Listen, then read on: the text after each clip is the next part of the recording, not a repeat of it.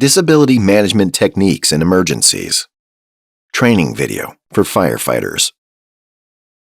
In emergency situations, ensuring the protection and safety of persons with disabilities is a fundamental right and a responsibility we all share.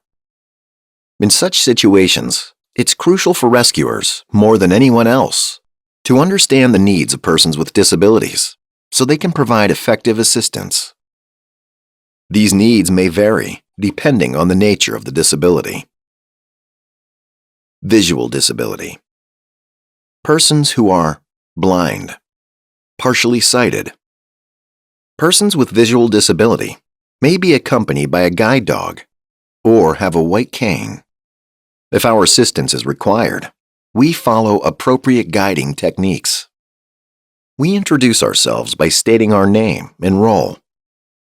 We ask if they need assistance, and if so, applying guiding techniques. We ask if they have a guide dog or essential equipment. Good evening. Good evening. I am with the fire department. Fire warrant officer Vasilios Okay. Laios. We need to evacuate the area. Really? Has anything happened? There is a fire in the vicinity and we need to leave immediately. Would you like my assistance? Of course I do, yes. Give me your arm so I can hold it just above the elbow and keep it relaxed by your side so I can sense your body movements. Stay one step ahead and I'll follow. Narrow passage ahead. If we encounter an obstacle or a narrow passage ahead, move the arm I'm holding behind you, roughly at waist height, so I can safely follow you. Once we pass through, we'll return to our original position. The white cane and my guide dog help me move safely and independently at all times. Intellectual, cognitive, developmental, psychosocial disability.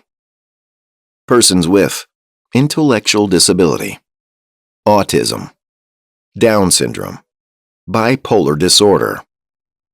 In cases of intellectual, cognitive, developmental, psychosocial disability, the most important for the rescuer is to remain calm and use simple and clear language. We introduce ourselves simply. We avoid giving too much information. We use literal expressions. We allow time for communication. I am Vasiliki. I am a firefighter. Come with me. Don't be afraid. Let's live together. Yes, let's go. I may be feeling very confused and worried. Speak to me calmly and give me time. Hearing disability. Persons who are deaf, hard of hearing. For persons who are deaf or hard of hearing, keep in mind that they need to see the rescuer's face to communicate and rely on visual cues to perceive danger. We do not shout.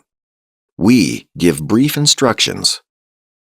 We speak slowly and clearly to facilitate lip reading. If needed, we use simple visual signs and written notes. I am a firefighter. There is a fire. Let's go. There is a fire. Try to show me what's happening with simple gestures. Chronic diseases. Persons with heart disease, kidney disease, diabetes, multiple sclerosis. In cases of chronic diseases, which may not always be visible, rescuers should understand that these persons often rely on specialized equipment.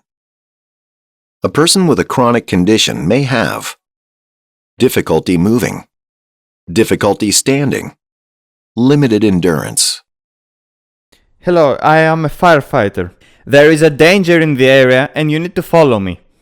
Now, what's happening? Yes, there is a large fire and we're at risk. Okay.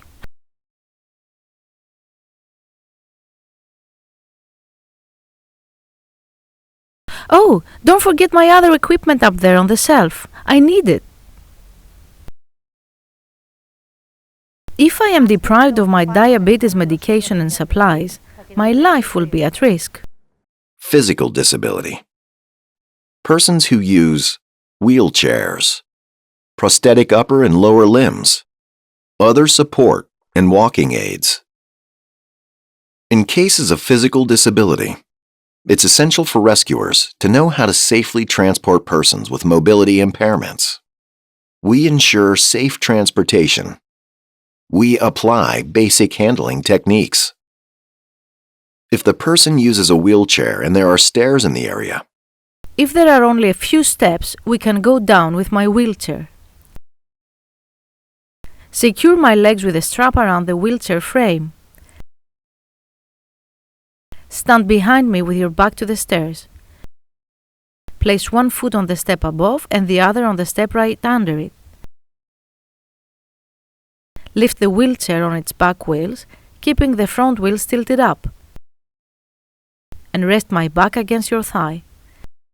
Once we descend the first step, lower the legs with the same technique. Repeat this for each step. If there are only a few steps, you can also lift me up. Don't forget to secure my torso with a strap around the back of the wheelchair. Keep the wheelchair tilted back and bend your torso so your hands remain low. caution. This technique may not be suitable for all persons with a physical disability. Always ask the person if they are able to respond or consult their personal assistant. Clear ramps and emergency exits ensure my unobstructed rescue.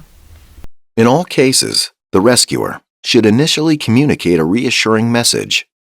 Encourage the person with a disability to engage in the rescue process and remain calm and decisive, especially if encountering difficulties or refusal to cooperate.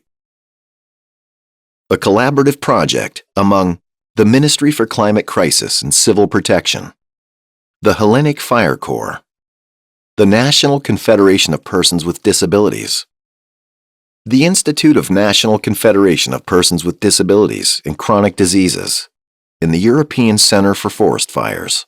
Funded by the Council of Europe, Europa Major Hazards Agreement. It does not necessarily reflect its official opinion.